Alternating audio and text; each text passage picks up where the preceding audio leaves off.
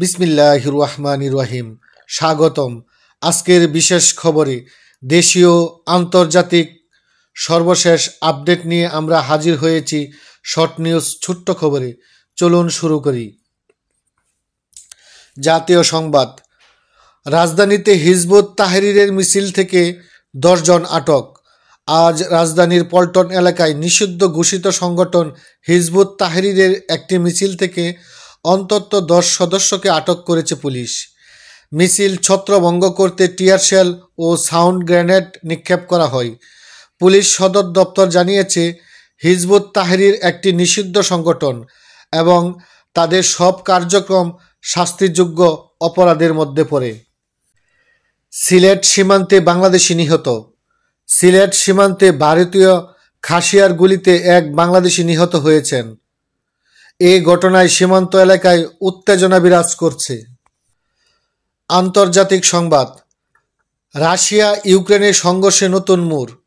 Russia ও ইউক্রেনের মধ্যে চলমান সংঘর্ষে নতুন করে উত্তেজনা বৃদ্ধি পেয়েছে। আন্তর্জাতিক সম্প্রদায় শান্তি প্রতিষ্ঠার আহ্বান জানিয়েছে। মধ্যপ্রাচ্যে শান্তি আলোচনা শুরু। মধ্যপ্রাচ্যে চলমান সংঘর্ষ নিরসনে শান্তি আলোচনা শুরু করেছে বিশ্ব নেতারা। এই উদ্যোগে স্বাগত জানিয়েছেন। অর্থনীতি ও বাণিজ্য।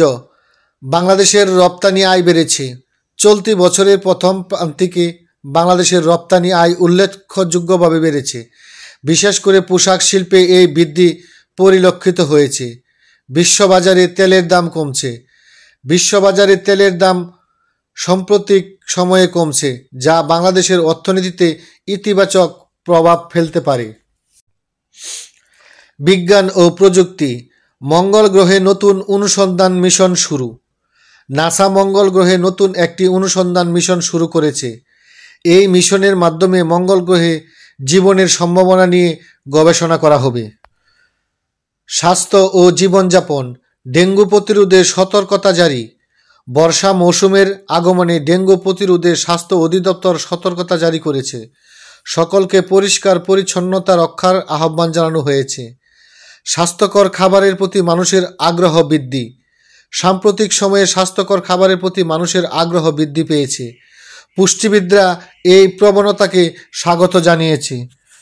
এই ছিল আজকের সংবাদ আপডেট। সকলে ভালো থাকুন, সুস্থ থাকুন। আমাদের শর্ট নিউজ ছোট্ট চ্যানেলটি সাবস্ক্রাইব করে আপনাদের পাশে রাখুন। আল্লাহ হাফেজ। আসসালামু আলাইকুম ওয়া রাহমাতুল্লাহি ওয়া বারাকাতুহু।